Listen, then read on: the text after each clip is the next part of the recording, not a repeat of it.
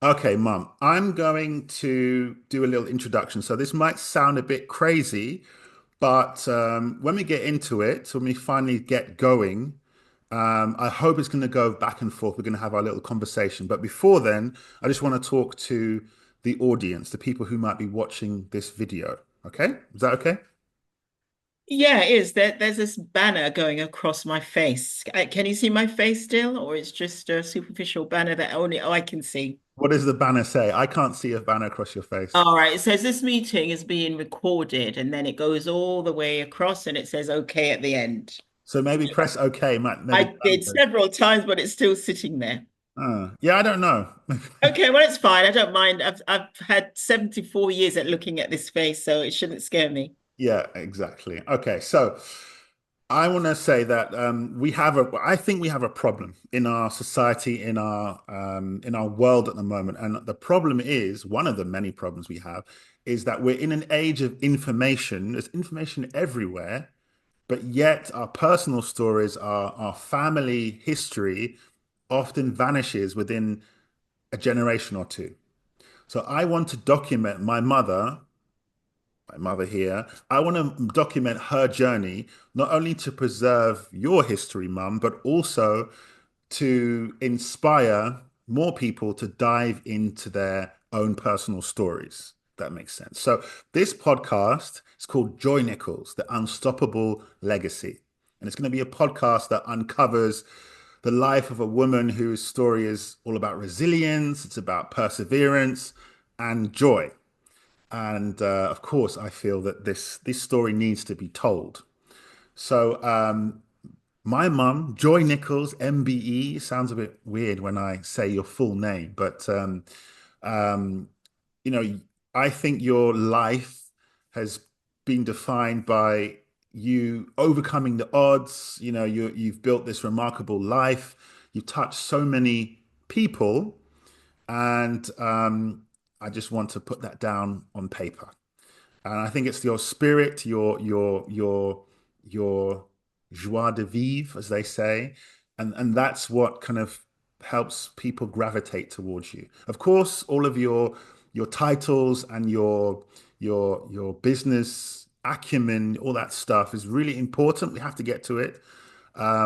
Just as important as everything else, but I wanted to show the person behind the person. So this is a journey through your life so far. There's still a lot to come, I'm sure. There's still many chapters to come.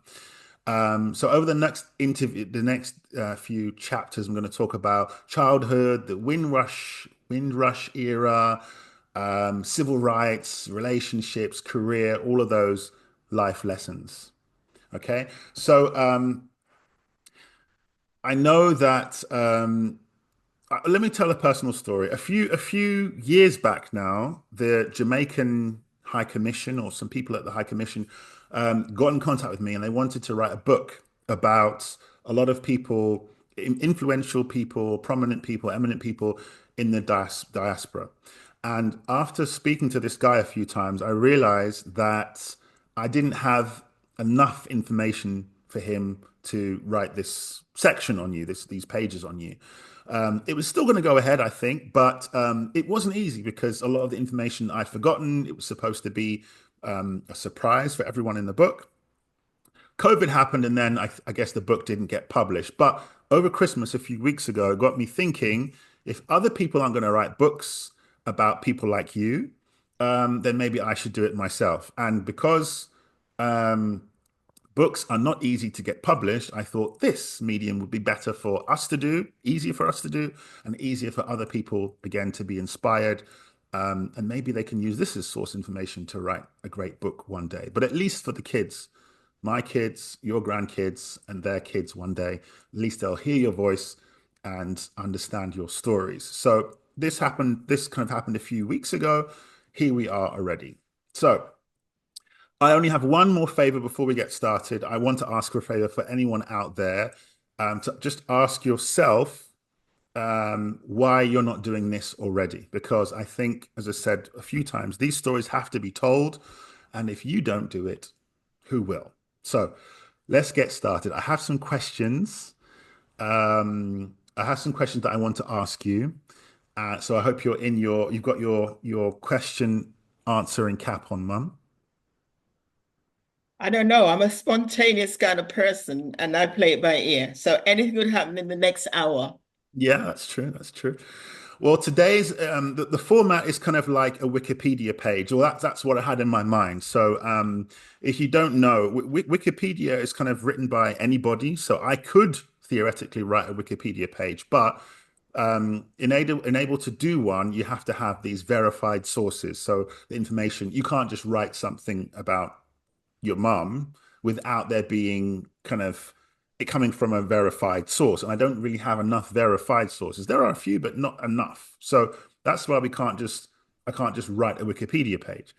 But on Wikipedia, you've got like at the top, you've got a name with a kind of introduction to who someone is, maybe some noteworthy events, and then afterwards it's like early life, career, all that stuff. So today's episode is the first part, the top of the Wikipedia page. That's what I'm going for. So I've got 5 questions. Maybe we get stuck on the first one. Maybe you pass. They're a bit formal. They're a bit academic, but I know you'll put your own you'll put your own allspice and your own. No, I was going to say Tabasco, but that's not Jamaican. Flavor, flavor. You put your own flavor. You'll put your own sauce on the questions, and that's what we're looking for. So as I said, we'll flow eventually. It won't be so formal, but that's the idea. The next episode is going to be more about early life, but this is really just an overview, okay? So let's get into it. The first question I have that hopefully gets the ball rolling is if you had to describe yourself in a sentence or two, it can be longer, it's fine. But if you had to describe yourself, what would you say About me. about you? If you Okay. had to describe yourself, how would Hmm. you describe yourself? I describe myself as a very loyal friend, confidant.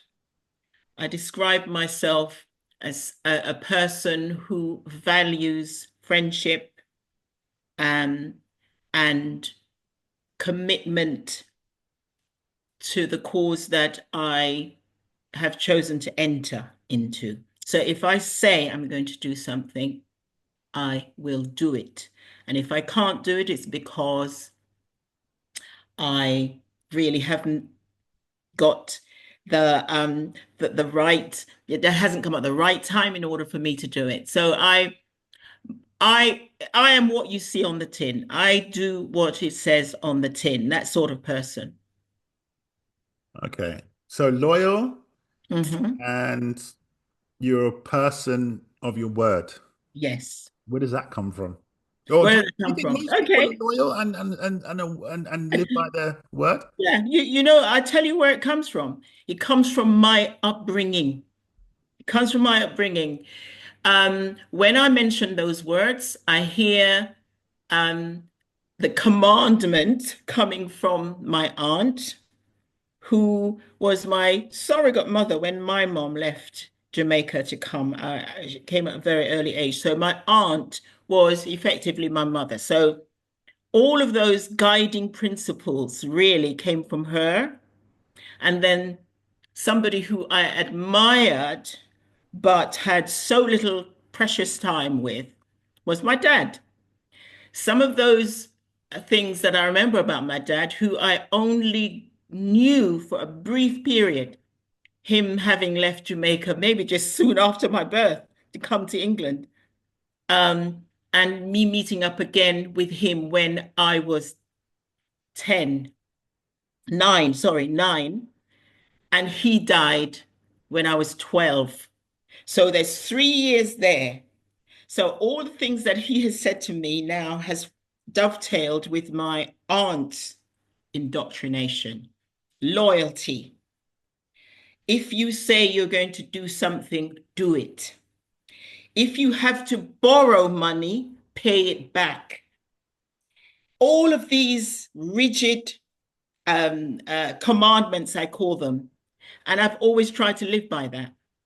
So my word is my bond. It was admirable. I think that I don't know how many people still have that. I don't know why. I don't It's know, old. I'm old school. but I wonder why people don't I seek wonder to too. I wonder too, because you find people my age who are not guided by those. And I'm thinking, what why happened to you? we're coming? Why? What? What What? happened to you? What? Because people my age, I am assuming, had aunties like my aunt, had a father like my father, whether absent or whatnot or whatever. But what happened? And I'm constantly asking myself, where are we going? We no longer have the manners that we should. We tell lies willy-nilly. And these are the things that I always say to myself, you've lost the argument if you find you have to lie. You've lost something as a person if you have to lie. If you are man enough or woman enough to lie, you should admit, okay, I lied. Yeah, but liars carry on to the bitter end lying. And I just think that, as a very weak person, yeah, I feel I'm big enough. If I've done something wrong to own up, I did it, but I was wrong. People make mistakes. But it all stems from those early indoctrinations that I received from my elders. Yeah. Yeah, Yeah, thanks for that. I mean, I was just thinking in the beginning of your what you said that your dad left for work. yeah, Well, I guess, yeah, work, your dad left to try to and a scout better a life. better life for Yeah. everyone. Hmm. And that's just again something that many of us, our generation and the next generation, cannot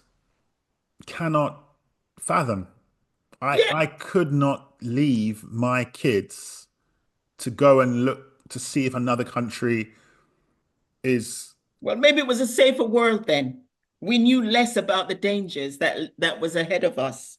yeah, And case in point, my dad didn't know how unwelcomed he would be when he came to England until he came to England. Didn't know that.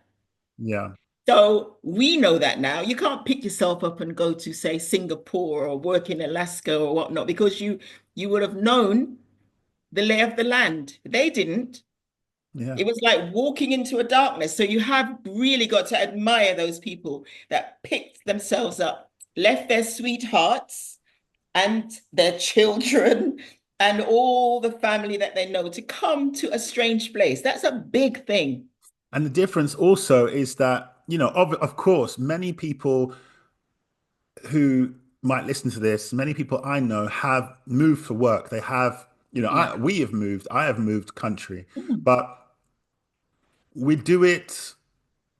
It's we get this offer and we consider it, Mhm. and there's often a paycheck at the end of it. So, you Mhm. work for a company in London and they say there's an office in Switzerland. We want you to manage or work there. There's Mhm. money. We can set up a place to live, or we can help you at least. But there's that kind of arrangement going on. Mm. And I have friends who have moved to Singapore. I have friends who've moved to Saudi. I have friends that have moved to Dubai with their work. So there's a bit of trust, and they know they have an idea what's going to happen. I also have friends who have moved to another country for work without the kids, and the idea is that they would come soon after, but it's a Mm. few months after or Yeah. weeks after. I also have friends who have moved with the family, and once they're there, they're actually now the family should be back home, and Mhm. then you guys can visit every few Yeah. whatever's. They had those But choices. these scenarios are all very different to actually what happened in the Mm. Windrush era, where Yeah. it wasn't okay. We're making whatever. I have a friend who I don't know how much he makes, but let's say he makes 30,000 a year in England, and he's lucky enough to get an offer to work in Saudi, where they're offering 80,000 or 100,000. Mhm. Mm. So then there's an economic reason to go. But it's not like that for the Windrush generation. They were living good in Mhm. Jamaica. They were happy, living good, paradise. Jamaica is a paradise in a way, but it definitely was a paradise back then. Living good with their sweetheart, as you say, Mm. engineers, doctors, lawyers, all these kind of people in Jamaica at the time, they almost dropped that to come to a country Mm-hmm. and find work. Mm-hmm. Now, I think some might be thinking maybe I'll just continue being an engineer or a doctor or lawyer, but then I guess maybe not. But I can imagine some might say maybe I won't get that kind of job. I'll just have to roll up my sleeves and get some any kind of job. But they were up for that, Mm-hmm. and but the scenario is different. They Mm-hmm. were they willingly left to Yeah. help another country rebuild, Mm-hmm. and that's something which I And in the can't process, imagine. to help another country rebuild, and in the process help themselves. Now, what happened there was they came to help another country rebuild, but there was precious little in it for them to help themselves, so they got stuck here. They had dreams of coming, working, and going back home, not settling. Yeah, Yeah. So there's one side of the bargain that was not held, yeah. the exit. But anyway, that is so you highlighted the points that I think defines me Yeah, we'll with get more into the loyalty. kind of Windrush Yeah. generation and how. Mm, That's for another episode. yeah. But Yeah. very, very interesting already. All right, next question. What do you believe are your most significant achievements or contributions to date? Okay. Of course, it's all private. It's got nothing to do with anyone else. It's how you feel, yeah? Yeah, yeah, I feel I feel I feel that I have fulfilled my obligation that I had to help others in the field of employment and in the field of entrepreneurship. Whether others will see it as a success is their interpretation. For me, I feel that I started something, I took it to a point. It's almost like this is the analogy, right? You have a nest and there are several eggs. You laid the eggs. It's your responsibility to hatch it. You sit there and you hatch it and you give as much, you hatch them, sorry. You give as much food that they're required to eat so that they can fly away, right? So I started a business because, first of all, it was all about self. I started a business because I wanted a better life for you. And I then said to myself, okay, for you, but what is the point of just doing it for you? We have to do it as a community. So I flew as close as I could to the point where I focus a lot on my community, not excluding other communities, not excluding white people, brown people, pink people, yellow people. But by the virtue of the fact that I was Black, I was operating in Black communities. Most of the people who came in to help for help were Black. And I did my best in the 80s to encourage people to polish up themselves, polish up their skills, and present themselves in the best possible way so that if they were lucky enough to get that interview, that they stood a better chance of succeeding. So that is an achievement that myself and my brother own up to. We did.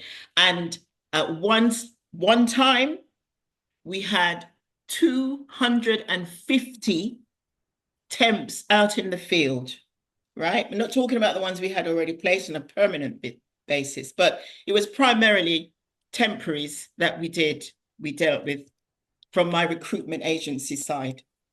So we had, and later on, you'd want to ask me how it started, and it's a very fascinating story. But at the end of the day, the things that I feel happy about was that I started something from an embryonic stage, firstly, to make sure that you were okay, and then to open it up to others.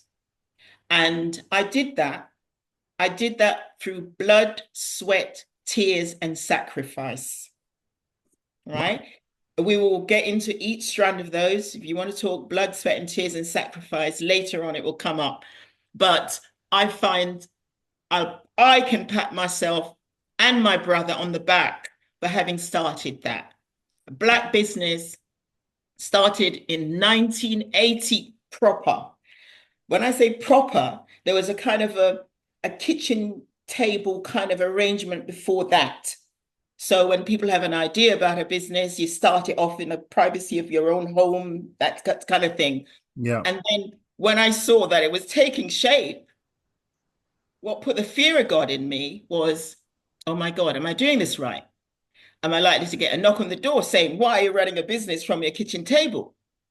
And that's when it became legitimate, then, for want of a better word, in And 19. the kitchen table phase was like a year or two, no? Yeah, it was like a year, 18 months. Yeah. So within that time, I knew, I knew that I was onto something. And I started, I was temping, and you you came early, right? Back in the day, there's a process called you had to leave to exercise your period of confinement.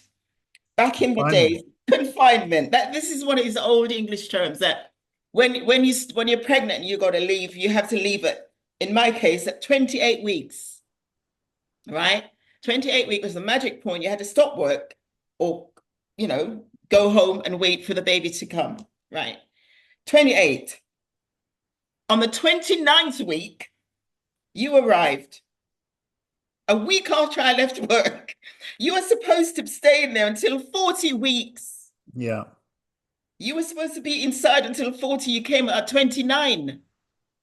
Yeah. So It's early. I, 11 weeks. you're lucky to be alive. And Yeah, as far Granny as I said that was a know, miracle, right? yeah, as far as I know, you came out unscathed. And so, certain times though, when we start to get into blazing arguments, I blame the fact that you were premature. Okay. I So, allow you. Yeah. yeah, yeah, thank So you. so I went through all of that, and having had you, that's when kind of this thing, oh God, I've got somebody now. I've got to take care of them. And then this entrepreneurship sort of, I had it there before, but it was effected. Yeah, came on stream big time. I was the Now you're born, catalyst. you were the catalyst. 1980, you were born. Yeah, 1980, you were born. So I had been temping and with the idea and thinking about the idea of starting a business. And 6 months after you were born, with the help of somebody who's now dead, that you I am so happy that you continued to keep in touch with her up until the end. That's Molly Plumridge. Yeah. Molly Plumridge was your surrogate mother. She allowed me, she gave me the opportunity to leave you in her safe, capable hands from 6 months so that I can go off and do my business. So in a way, you kind of did what Granddad did. Kind of, I did, you yeah. I left the child, but it sacrificed. broke my heart. I'm telling you, blood, sweat, and tears. That's the tears of knowing that that's not how it normally is. When you have a baby, you stay with a baby and you bond and you look after them. And I shouldn't have to leave you with some stranger and go and do temp work. Yeah, just so I can get just get the hang off, and it was freelance. After you came, it was no longer temporary work. It was freelance work because I cut out the agencies that had previously sent me to these places. But what I was doing was I was keeping a little black book of all the places I went to. Yeah. So when I wanted now to go into a business, then I had places to start off, ring them up, tell them I'm now working on my own as a freelance. So yeah, it broke my heart to leave you. Yeah, it broke my heart to leave you. But then I knew that the next best thing was to leave you in the daytime and picking you up sometimes late because I've had to work late. Back in the day, there was no amount of hours that you could work. Not like now, where you have this, what, 40 hours now, I think it's a maximum, or Yeah, even something like less, that. I Yeah. don't know. Yeah. I loved working late because I know I was getting money and it was money for a purpose. Yeah. So Molly did a grand job. She loved you to bits, and that was my get out of jail card. The fact that I knew that somebody loved you as much as I did. Mom was obviously still at work. She couldn't do what Molly did. She was busy doing her own, One keeping. one thing I think is important to say to everyone listening is that, like you said, it must have broken your heart to have a new baby, your first baby, and then work all the hours that God send Yeah, and not be there. And of course, maybe you were thinking, am I doing it the right way? Other yeah, people are that's the probably question. saying, "What are you doing? A Guilt. mother's job is to look after the kids." I would like to say to any mother or father these days, but especially the mothers out there, that I can't speak for everyone, but from my experience as the child who was kind of in someone else's care, having a babysitter or a day Childminder. mother, childminder, whatever you want to call it, I don't remember those times. I mean, I was very young. I don't Yeah, remember my mum dropping me off. I don't remember once it crying started. for my mum, pining for my mum. I don't remember. Of course, you need a good babysitter, a good nanny or whatever. And Molly was great. Of course, if she wasn't, it might be a different story. But my point is that I never felt as a child that my mum was never around. I never felt that. My mum was still working when I was a bit older, and I could definitely, by that age, let's say 8, 10, 12, 13. Wait a minute, stop there. You don't remember bawling your eyes out when No, I dropped you off at Bassett House? no. Oh my gosh, Mrs. Ritchie, your headmistress. And we Yeah, I dropped remember the you off. name Mrs. Ritchie. She used to say my Yeah, name backwards, but I don't remember Mohawk. crying. I don't remember Oh crying yeah, because I she missed used to you. call No. me. She used to call me. What by the time I dropped you off, got to where I had to go to. This time I had an office in Ladbroke Grove. Yeah, your school was in Ladbroke Grove. The office, which we'll Yeah, yeah, probably come to, was yeah. also in Ladbroke Grove. Our road, I yeah. dropped you off. The phone would ring. Mrs. Ahom, Mrs. Moha, whatever she's called me. Alex isn't settling down. So I had to come back. Yes. Yeah. So I Yeah, don't remember I that. remember. I I remember remember. those. I remember that school, my primary school. I was there, I Yeah. guess, from whatever. How I don't know when I. What age Three were and a you? half you started. You started three and a half. It had Nothing to before be. 3.5. Yeah, you were there. You started before. And before 3.5, I was with Molly. Yeah, with Molly. Yeah. Okay. All right. So 3.5 until 8 Yeah. or something. Yeah. I just have good memories. Yeah. Fun, um, playing in the park. Mhm. I still remember some of the names of those kids. I've never looked them up. I have no idea where they are, but Mm. um, I don't remember anything negative from my primary school. Not nothing at all. So Yeah. And yeah, it was the point orchestrated. was to all the mothers out there that you're worrying what impact will it have on the kids. Of course, it's delicate and it can go either way, but I think that it's not said enough that when you have a good heart and you're trying your best, you communicate with your child, you love your child. When you do all of those things, don't worry. I mean, I know it's difficult, as you said, it broke your heart, but I think usually if there isn't any kind of abuse going on and everyone is loving and communicative, you don't remember these early years. Mm. I don't Mm. remember them. Even Yeah. as a teenager, I didn't. When these things came up, I didn't. I don't remember you leaving me. Mm. You know, Mm. so the teacher called you to say I was crying, but I have 3 kids, so I've gone through it myself, and I didn't leave or have the same situation as you did, but Mm. my kids also cried when I dropped them off at the nursery. Mm. And you have to give them an apple or a couple of grapes or their favorite book or whatever, and then they settle down Yeah. and then they're fine. So Mm. just because a baby is crying doesn't mean there's anything deep going on. It happens. Mm. So, Yeah. but to answer, so the answer you gave was really profound. I think that the question was kind of what are your most significant contributions and achievements.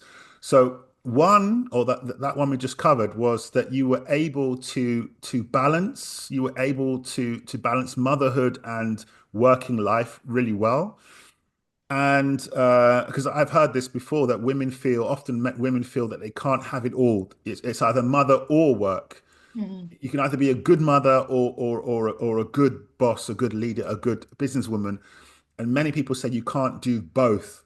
So maybe one of your big achievements and contributions is that you are living proof that you can have it all. You can do both successfully and not be bad at one. You can be Mm. good at both. Yeah. I would definitely say me and my sister would both say that you are a good mother and definitely a good businesswoman. So it's proof and evidence there is hope that parents you can do both. It's not easy, but it's possible. And the other achievement that you said was, which is also profound, because I actually have never heard anyone say that they feel they have achieved something in terms of it. They started something, they did it, and it's finished.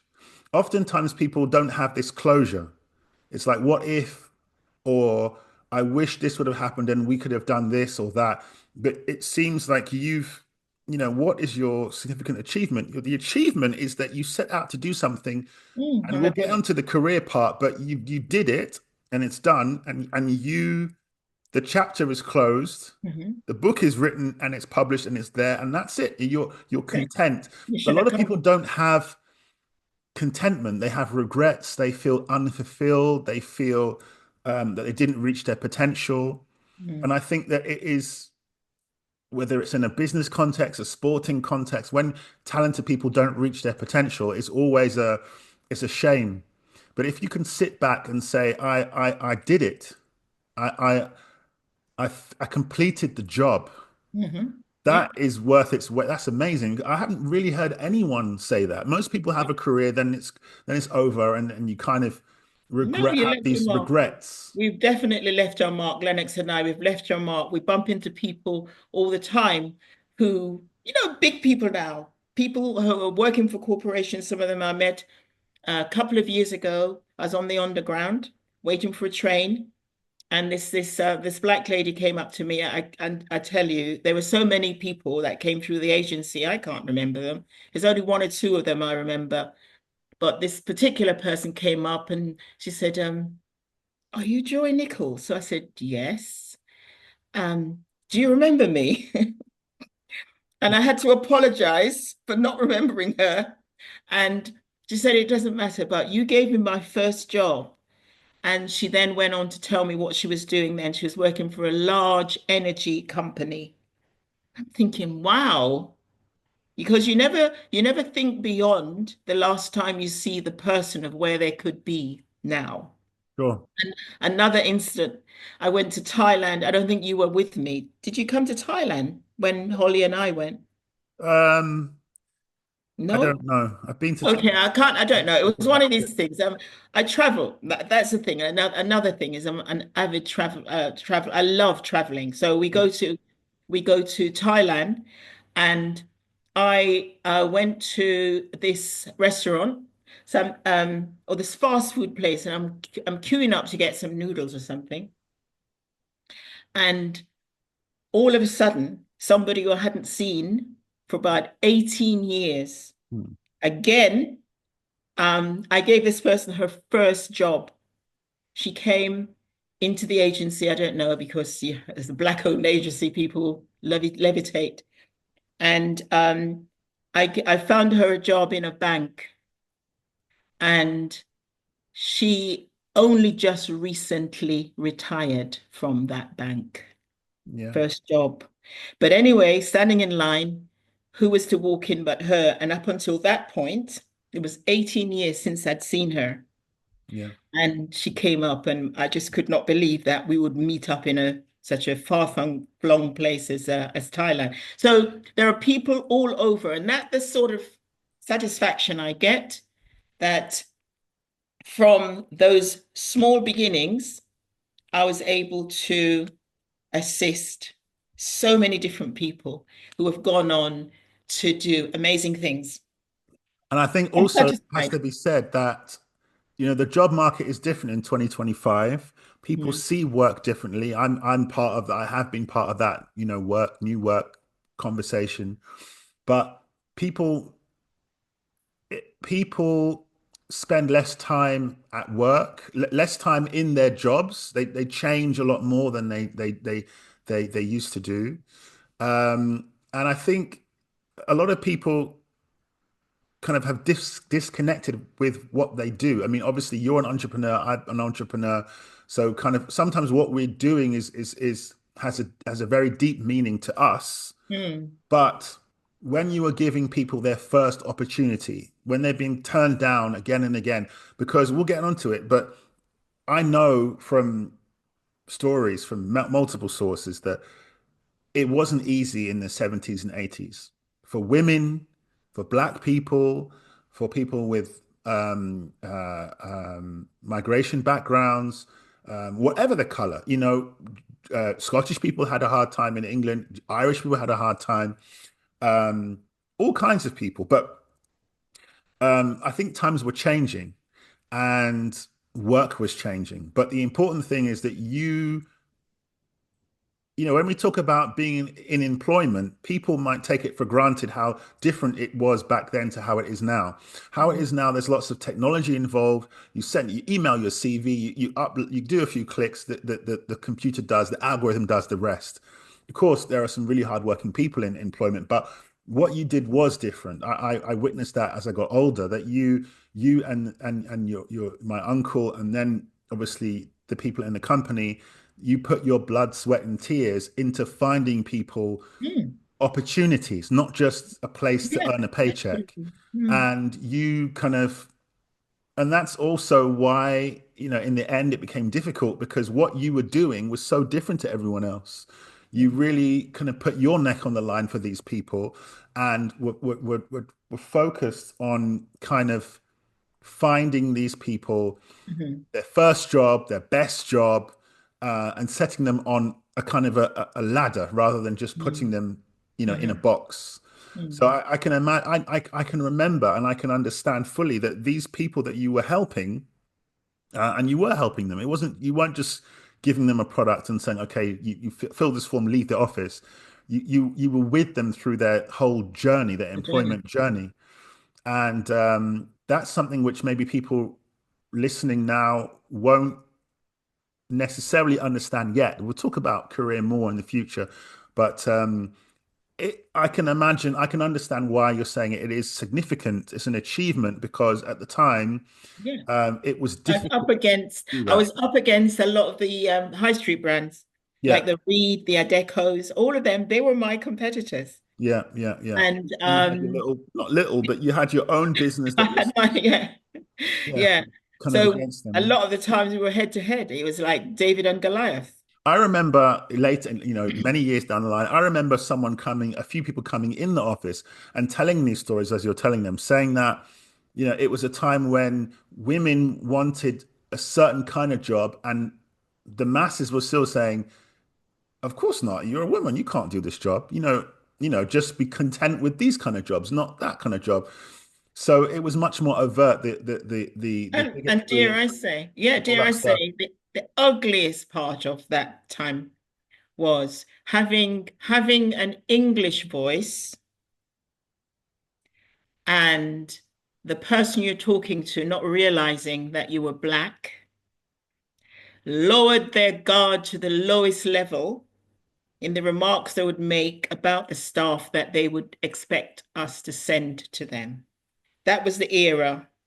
Yeah, Yeah. Don't send any more black people. That this job really would suit somebody white. yeah. All these overt things. There was no gloss, no gloss. I can't imagine that. I'm not someone who can deal with that kind of thing easily. So I would be immediately flipping tables, and so you guys have to be Yeah, strategic and that is it. Do you become the angry black person? Or do Yes. you say, I'll take this one for the team? I can't imagine. Yeah, Yeah, but there you go.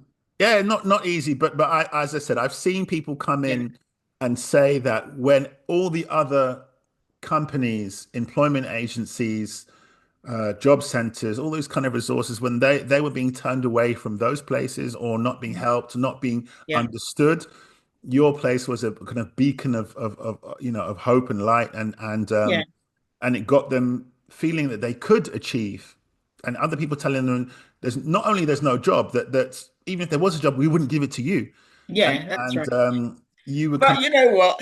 I'll carry some of the secrets to my grave because there are companies out there now that still exist that used to have those conversations with me. Yeah, crazy, crazy. All right, next question. Yeah.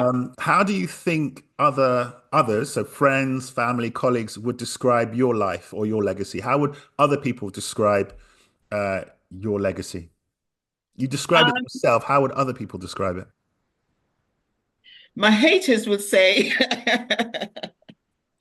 so it depends on who. Yeah. You said friends, it's true.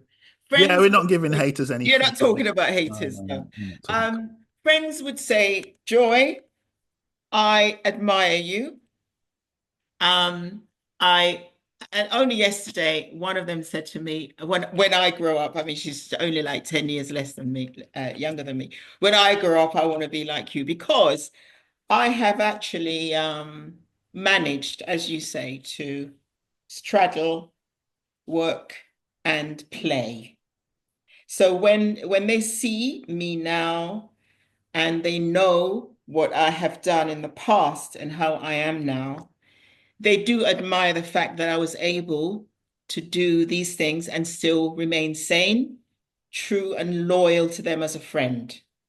So friends will always say glowing things about me. And maybe that is what you should be asking them rather than hearing it from me.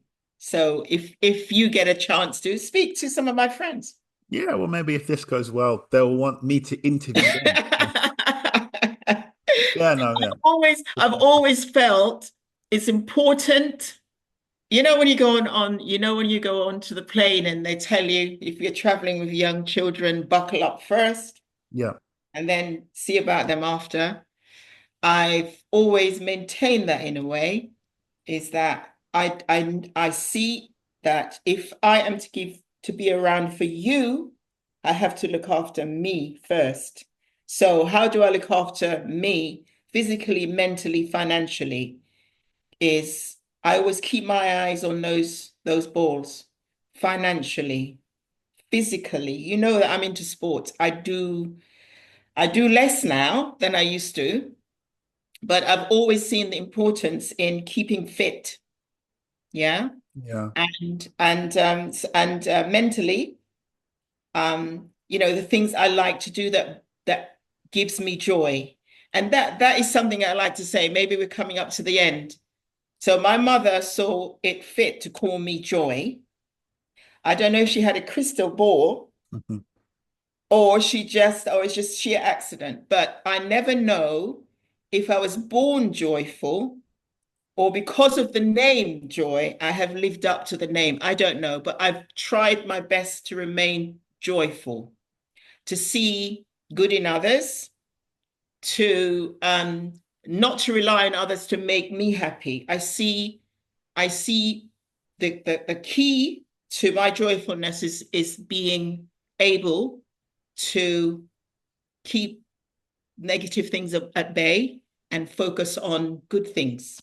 And I've managed to do that by remaining fit, living within my means, and you know, just remaining cheerful, joyful. Find somebody who makes me happy, happy people around me, no negative. But you do need negative every now and then to appreciate the joyfulness that you have. So negative people or occasionally, negative, you need negative people around you or negative negative, people. or challenging situations. Oh, I'm glad you said that. I'm the sort of person, and I believe that's a curse. If my life is going good, I wonder why. Hmm. What's going to happen next? Why is it? What was happening? I get those kind of moments. Yeah. I always wish that there is no drama in my life. But if there's no drama in my life, I start to worry. What? Why is there no drama in my life? But to be frank, you have to experience adversity in order to fight adversity. If there's no need for you to find a solution to a problem, then, if you don't have a problem, there's no need for you to overcome that. And nobody goes through life without adversity. So the challenges that I've seen, I've learned from. I've learned from them. So, and dare I say, I don't wish to have them, but if they come my way, I am either foolhardy enough to take it on or to find a way of other ways to deal with it. But I don't shy away from challenges. Yeah. Yeah, and a lot of people call me stupid for doing that. But I don't know. I don't know. Somebody chucks something at me, and I have to try and figure out a way to go over, under, or through. One of the skills that people often say is the most valuable these days is problem solving. So Hmm. critical thinking and problem solving. So yeah, you can't you can't be good at problem solving unless you have Unless problems. you have a problem. And Yeah. that's it. That's this conundrum for me. Yeah. Yeah. And you have said, and your sister, why are you always fighting some sort of battle? Yeah. But you're always saying that. You're always Yeah, saying, but because now I don't want I think you've fought enough battles and it's enough now, right? let me decide, please. Because maybe that's what's keeping me young and lovely. The fact that That and the coconut, the fresh coconut water. I'm so I mean, unless it's a life and death situation, there is, you know, I'll find a way. I mean, it's never fatal. Talk about fatal. Sorry, you might want to take this off. But yesterday I was invited to a post Christmas party because they had to cancel it, so it was yesterday instead. Getting ready, late as usual. Got the hot hair dryer out doing this. I'm thinking, oh God, this blow dry thing is going all over the place. I'm going to lose my tongs. So I'm using the tongs. I'm doing this, doing this. I get another, put the tong on the bed, get another section of hair, just reaching for it. The thing blew up. The tong blew up on the bed. So you're lucky you're talking to your mother this morning. I could have blown my head off last night. Well, you shouldn't be messing with those cheap products. Is it the cheap products again that get, Cheap knockoff. yeah, knockoff, back in the bus, back in I took I the took a van down the picture. market. I took a picture of the market left on the duvet. Yeah. But the noise, I could not believe it. Pow! And I thought, You're lucky. Yeah. curtains, curtains for your You mother. should buy a lottery ticket then. Might be a lucky day. Well, that's strike two. Strike one was I was mowing the lawn. It was electric. You know, these long leads you have. I Yeah. mowed through the lead. What did I do? Picked up both ends, tried to piece it back together. Oh, Jesus, two Calamity lives, Jane. two lives. So Yeah, got seven left. and Jesus. All right. Yeah, well, Yeah. colorful life. Colorful life. Yeah, it'll be longer if you don't try and electrocute yourself or blow yourself up. Yeah. Well, I have a significant one coming up in August. So let's hope that there's no drama between now and then. Yeah. Yeah, yeah, yeah, All exactly. right. All So, right. two more questions left. This is Oh, I thought it was last. Okay. penultimate question. When people tell your story in the future, what do Hmm. you hope the focus is on? What's Well, your- knowing people, it will be the negatives. That's a short answer, isn't it? Is it? Yeah. People. I don't know. People, I Town. don't. Town love negative. Town likes they love negatives. So they'll find even things that I didn't do to say that I did. So, does it bother you then? No, Should people worry about what others are going to say about them in the future? no, don't worry. Don't worry about it. There's nothing you can do. You're dead. Don't worry, be happy. Be happy. Yeah. Or Yeah, if you're dead, it doesn't matter anyway. it Dead doesn't man matter. tell no tales. Dead man have no comment. Yeah, dead man tell no tales. Okay. Yeah. Yeah, yeah, fine, simple. Don't So, worry about what people. I listen to one of these podcasts, and I think they always ask their people at the end, how important is legacy to you? It's interesting because some people say very important. I want to leave this to my kids and my grandkids. I want the world to know. Other people say not important at all. yeah, When it's I'm not dead, I'm cool. dead. I'm gone. I'm gone. It's not important. So I guess it depends, right? You're saying when it comes to things that are not facts, things that are not true, people who don't matter in a way, then you don't think about what they may or may not say. It's not important. Yeah, yeah, there is actually there is actually a saying in Trinidad where I lived for about 7 years, and the saying is empty barrels make the most noise. So you'll have people out there, their barrel isn't full, but they make a lot of noise. So with that in mind, I really don't care. Yeah. That there are sufficient laws in all lands to take care of people when they step over the mark.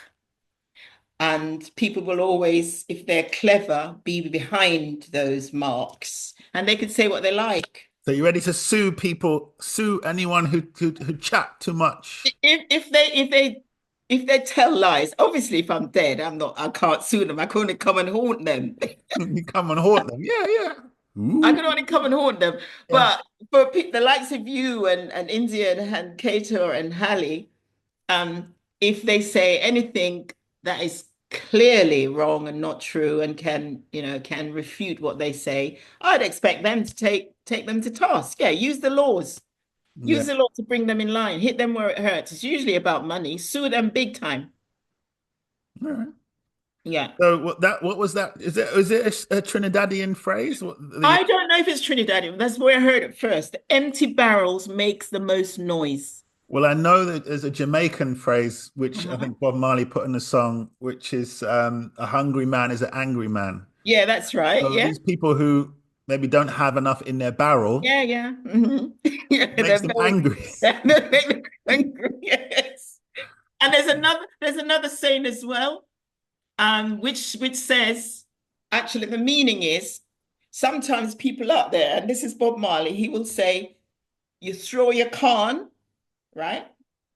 You throw your corn, and some people will come and pick it up. Yeah, you don't call anybody, but you throw your corn and they What come. what is the phrase? What's the The Jamaican phrase is phrase?